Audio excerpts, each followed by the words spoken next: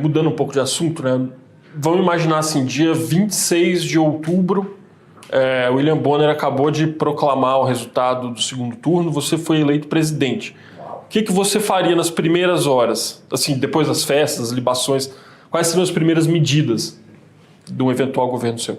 Eu chamaria o Kim Kataguiri, eu via as bancadas que foram formadas, ia conversar com as bancadas que já estavam eleitas e eu ia começar a preparar a aprovação da PEC da transição. Primeiro momento, porque eu preciso começar o meu governo com a questão fiscal endereçada e eu preciso começar a passar isso na transição.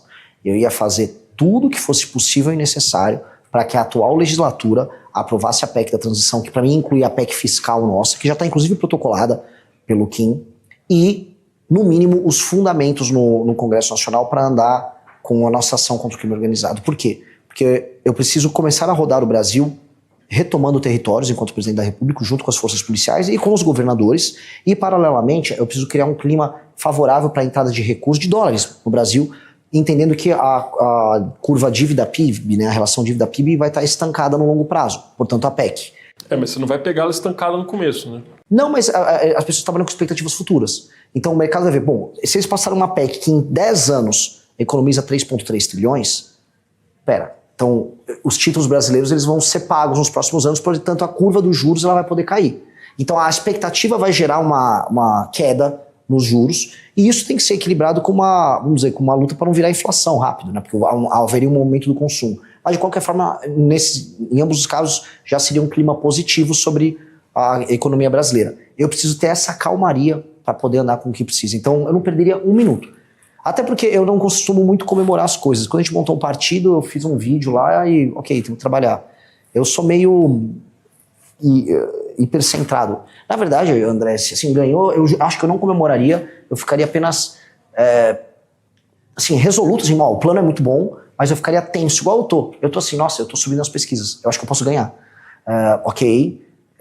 Deixa eu ver direito, o plano é bom. Eu tava no avião relendo o plano. Checar pra ver se isso mesmo. Tipo assim, é bom o plano, né? Acho que é bom, acho que vamos ganhar então.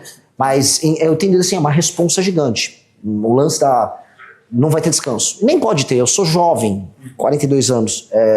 Eu tenho que gastar essa energia nisso. Quando você fala 3,3 trilhões, isso é uma porcentagem assim, considerável do PIB brasileiro, nem do orçamento da União, do PIB, em 10 anos. O que envolveria fazer esse ajuste fiscal que você está falando? Começa por uma nova reforma da Previdência, passa por fazer um tema que é polêmico, mas os outros vão precisar falar, que é a desindexação dos reajustes de BPC e aposentadoria, não mais sendo feitos pelo aumento do salário mínimo, mas sim pela inflação. E aí, quando um presidente quiser dar um aumento real, ele vai lá e dá um aumento real. Vou dar um aumento real aqui para aposentadoria. O presidente dá um aumento real.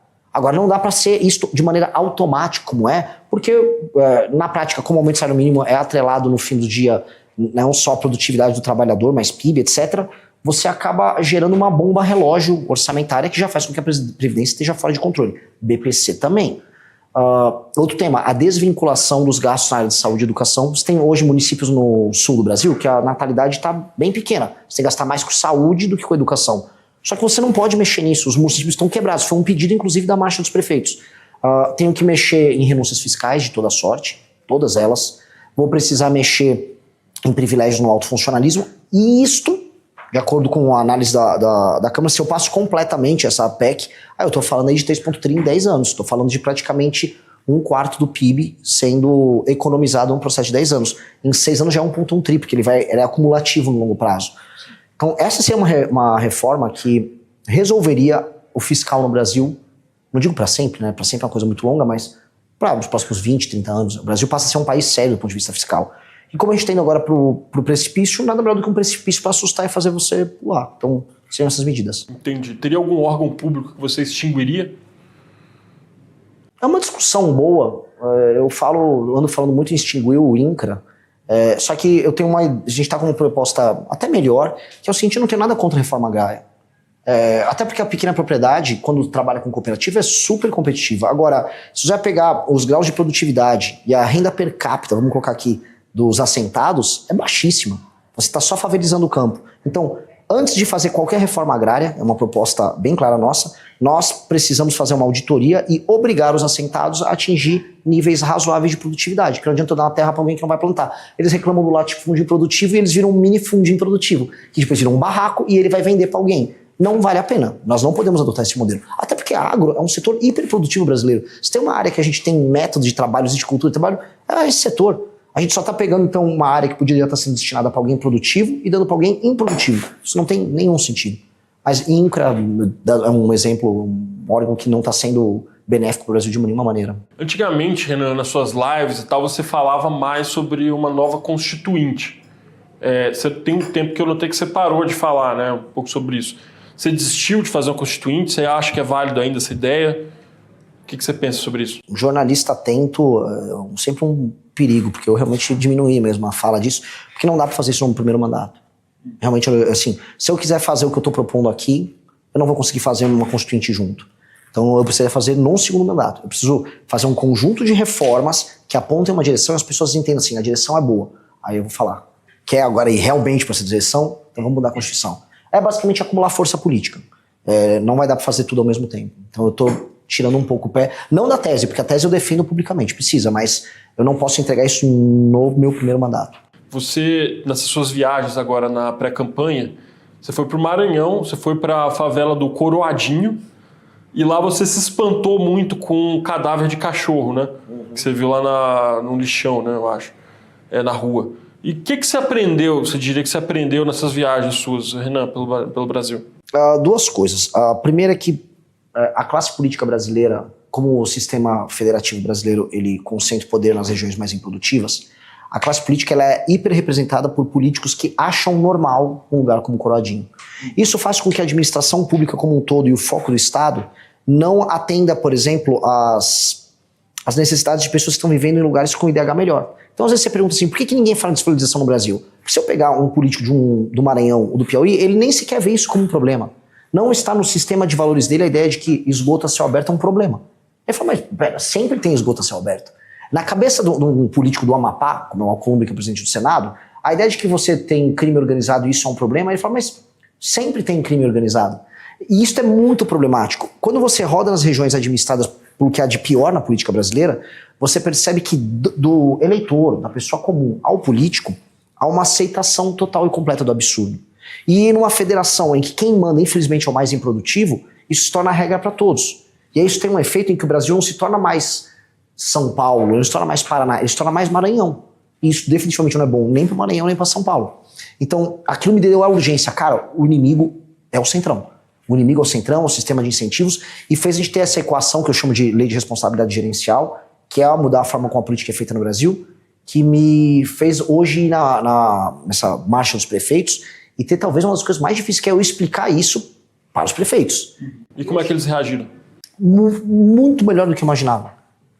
Eu falei em extinção de municípios, eu falei em punir prefeitos que não atingem indicadores de desempenho, mas eu apresentei o outro lado, em como eu vou beneficiar os que forem bons prefeitos. E houve uma receptividade muito boa, porque eu falei, vocês serão protagonistas pro bem e pro mal. Até dei o exemplo do Peter Parker, né, com grandes poderes vem grandes responsabilidades. Então não é só que eu vou dar o poder para vocês, eu vou também lascar vocês se não trabalharem. E foi muito bom, foi surpreendentemente bom, eu estou surpreso até agora. Mas eu acho que é isso, se eu não alterar essa dinâmica, não há como resolver a equação Brasil. O Brasil é um problema que, se você não trata nesses termos, ele não resolve. Você acha que o Pacto Federativo Brasileiro tem solução? Tem, solução tem. A dificuldade Por onde passaria essa solução? A solução passa em concentrar o poder no poder executivo e as pessoas nos lugares mal administrados perceberem que elas têm um problema, como eu te falei, que é um problema de imaginação e perspectiva. Por exemplo, a pessoa que mora na favela do Coradinho entender que não é legal ter um lixão a céu aberto no meio da rua e não é bacana o cachorro dela, o cachorro que morava com ela, ser jogado no meio-fio. Que isso só é desumano, isso é animalesco. E ela entender que alguém, um outro agente político é capaz de arrumar aquilo e ela viver num lugar melhor. Quando ela faz essa conexão, você começa uma revolução política. Tanto que uma coisa que começou a acontecer, que foi muito bom, foi eu ir nesses lugares, eu apontar o problema e no dia seguinte o prefeito correr para arrumar. Aí você começa a ter um feedback, né? Você começa a ter uma resposta rápida, porque você inseriu naquela população um sistema de valores novos que ela não está acostumada. E o jogo é esse, então o Poder Executivo Nacional, ele tem que interferir nessa realidade local e mudar a cabeça de todo mundo. E punir o político que não entrega um novo padrão. O cara entendeu? O seu padrão de cidade é, sei lá, São Miguel do Oeste, como eu vi em Santa Catarina. Isso aqui é uma cidade. Tá? São Luís do Maranhão não é. São Maranhão é um ajuntamento onde as pessoas são tratadas como bicho. Vocês vão ter que ser administrados para ficar parecido com isso aqui. Isso aqui, como é melhor. É melhor mesmo. Só que você vai ter que concentrar o Poder Executivo no início. Feito isso, aí você arruma também a federação. É uma questão de correlação de forças. Você acha que seria preciso, por exemplo, mudar a representação do Congresso dos Estados? Essa é a questão do Tostines. O Tostines vende mais porque é mais fresquinho é mais fresquinho porque vende mais. Se eu mexer já o modelo de representação top-down, isso interferiria nos municípios, com certeza. Só que eu acho que eu não consigo. Eu vou ter que mexer de baixo para cima. Eu acho que eu vou ter que trabalhar com os prefeitos e eles alteram o modelo de representação. Foi basicamente o tema do meu discurso hoje na Marcha dos Prefeitos. Eu falei, hoje vocês são meros funcionários dos deputados. O poder tem que ficar com vocês, não com os deputados. Eles me aplaudiram. Eu falei, se aplaudiu um maluco que foi lá falar isso aí, é porque eu tô falando algo que tá reprimido dentro deles. E que é verdade, pura e simples. Hoje um prefeito é um administrador de emenda de um deputado. E se eu entregar o poder para eles, e a gente muda o sistema de incentivos para eles ser um deputado, aí a gente começa a alterar o jogo.